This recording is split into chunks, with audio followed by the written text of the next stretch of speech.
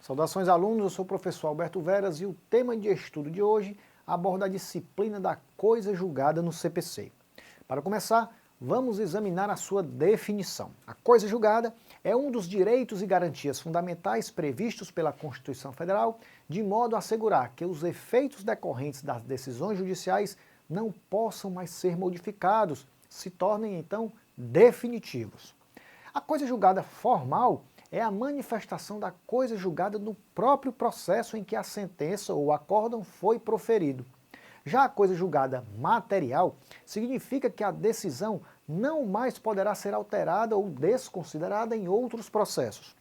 Conforme o artigo 502 do CPC, denomina-se coisa julgada material a autoridade que torna imutável e indiscutível a decisão de mérito, não mais sujeita a recurso. Temos aqui os limites objetivos da coisa julgada. Já o artigo 503 estabelece que a decisão que julgar total ou parcialmente o mérito tem força de lei nos limites da questão principal expressamente decidida.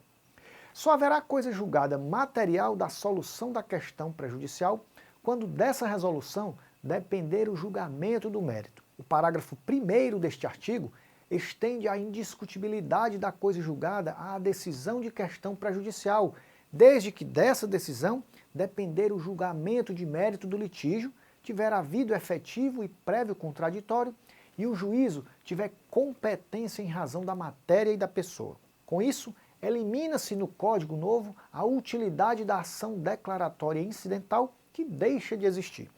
A coisa julgada sobre a questão prejudicial pode ocorrer ainda se no processo não houver restrições probatórias ou limitações à cognição que impeçam o aprofundamento da análise da questão prejudicial, conforme o artigo 503, parágrafo 2º do CPC. Ou seja, o artigo prevê um requisito negativo da formação da coisa julgada na solução da questão prejudicial. O artigo 504, inciso 1 do CPC, prevê que os motivos, ainda que importantes para determinar o alcance da parte dispositiva da sentença, não fazem coisa julgada, o mesmo ocorrendo com a verdade dos fatos, estabelecida como fundamento da sentença. O artigo 506 do CPC, ao determinar que a sentença faz coisa julgada às partes entre as quais é dada, não prejudicando terceiros, disciplina os limites subjetivos da coisa julgada, demarcando a área de influência da sua autoridade. A coisa julgada pode inclusive beneficiar um terceiro. Se este tem ligação com a causa debatida em juízo, mas não participou do processo, a coisa julgada lhe aproveita. Em outras palavras, o litisconsorte necessário simples que não participou do processo pode invocar a coisa julgada a seu favor. O CPC prevê mecanismos pelos quais se pode afastar a coisa julgada material, seja desconstituindo-a, seja declarando-lhe a inexistência. Tais instrumentos são a ação rescisória, a impugnação ao cumprimento de sentença, quando o objeto for desconstituir ou declarar ineficaz o título, e a ação declaratória de ineficácia.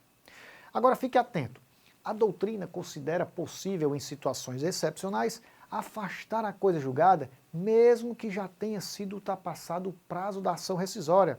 É a possibilidade de relativização da coisa julgada para evitar a perpetuação de situações nocivas.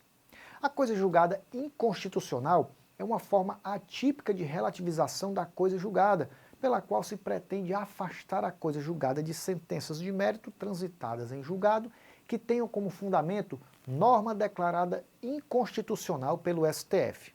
Agora, professor, qual o tipo de controle de constitucionalidade que pode ser alegado na coisa julgada inconstitucional?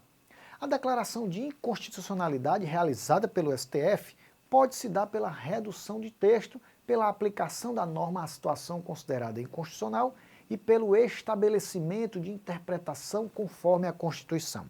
Os artigos 525, parágrafo 12 e 535, parágrafo 5º do CPC apontam expressamente que a declaração deve ser realizada em controle de constitucionalidade concentrado ou difuso, devendo a decisão ser proferida pelo plenário do STF.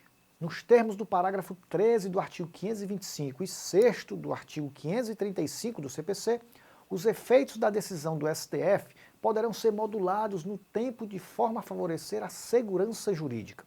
Vamos encerrar a nossa aula de hoje falando da admissão da coisa julgada parcial, tema polêmico tanto na doutrina quanto na jurisprudência.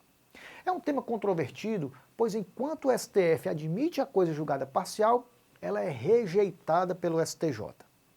Conforme a doutrina, a partir do momento em que o artigo 975 do CPC prevê que o termo inicial da ação rescisória é o trânsito em julgado da última decisão proferida no processo, tudo sugere que somente neste momento haverá o trânsito em julgado. Tal posicionamento compromete a tese de admissão da coisa julgada parcial, uma vez que estabelece um termo inicial para a ação rescisória, a última decisão proferida no processo.